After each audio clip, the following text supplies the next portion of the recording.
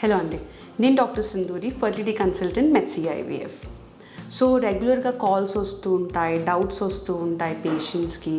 Already మాకు 2 పిల్లలు ఉన్నారు, అమ్మాయిలు ఉన్నారు, అబ్బాయి కావాలి, లేదా అబ్బాయి ఉన్నాడు, నెక్స్ట్ మాకు అమ్మాయి కావాలి, ఇలా మనం ఏమైనా ఐవీఎఫ్లో చేయొస్తుందా, మనం అలా ప్రాసెస్ చేసుకోగలుగుతామా అని. సో ఇక్కడ మనం డిస్కస్ చేసుకోవాల్సింది ఏంటి అంటే, చేయొచ్చా చేయరాదా, చేయొచ్చా చేయకూడదా.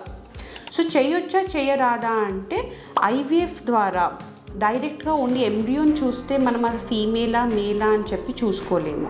కానీ దాన్ని జెనెటిక్ టెస్ట్ చేసుకుంటే మనకి దాంట్లో అర్థమవుతుంది ఫీమేల్ చైల్డా మేల్ చైల్డా అని. కానీ చేయొచ్చా చేయకూడదా అంటే, అకార్డింగ్ టు మన ఇండియన్ గవర్నమెంట్ రూల్స్ మనము జెండర్ సెలెక్షన్ అనేది చేయడానికి వీలు పడదు. సో ఇండియాలో ఎక్కడ కూడా కానీ సెలెక్షన్ ఆఫ్ జెండర్ అనేది జరగదు. Thank you. ఫర్దర్గా ఎలాంటి డౌట్స్ ఉన్నా ప్లీజ్ కింద కామెంట్ చేయండి అండ్ కింద ఉన్న నంబర్కి కాంటాక్ట్ అవ్వండి.